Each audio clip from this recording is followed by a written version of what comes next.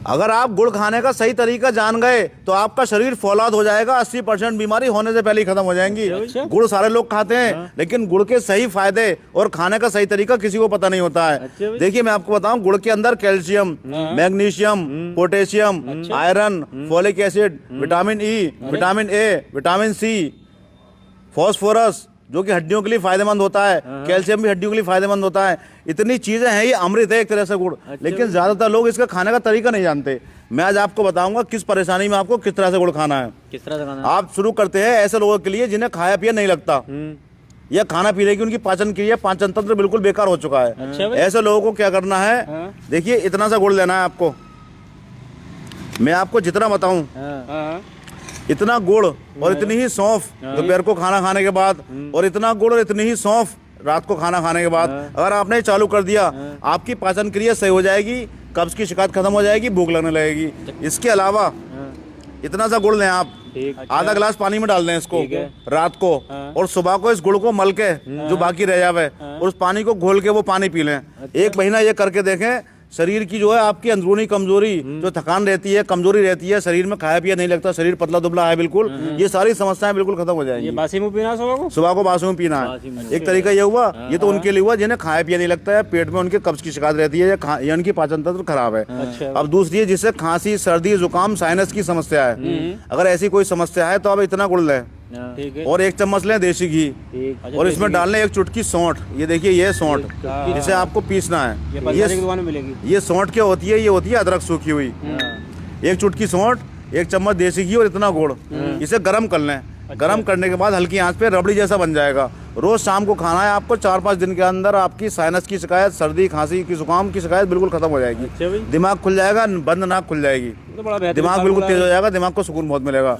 ये हो गया। इसके अलावा जिन्हें घुटनों में दर्द रहता है, आर्थराइटिस की समस्या है, गठिया की समस्या है, वो क्या कर रहे हैं, इतना गुड़ लें। अच्छा जी।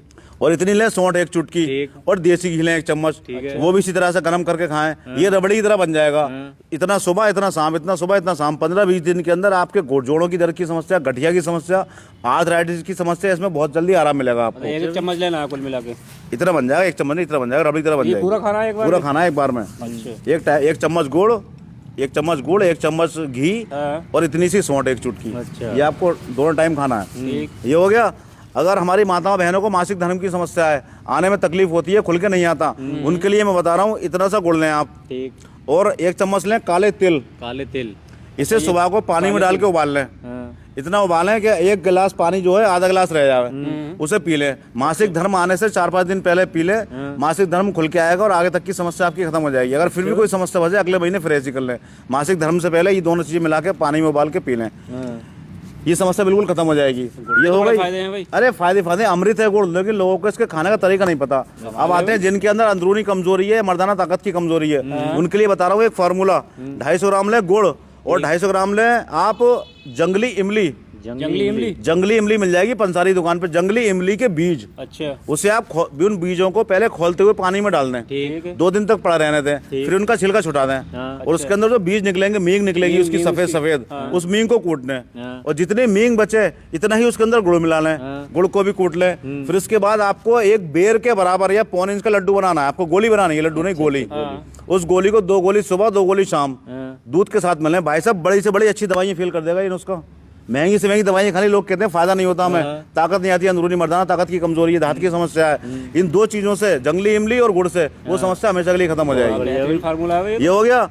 इसके अलावा भैया अगर किसी बच्चे का दिमाग कमजोर है या शरीर शारीरिक रूप से कमजोर है, वो खाया पिया नहीं लगता है उसे, या याददाश्त कमजोर है, उसके लिए भी फॉर्मूला है।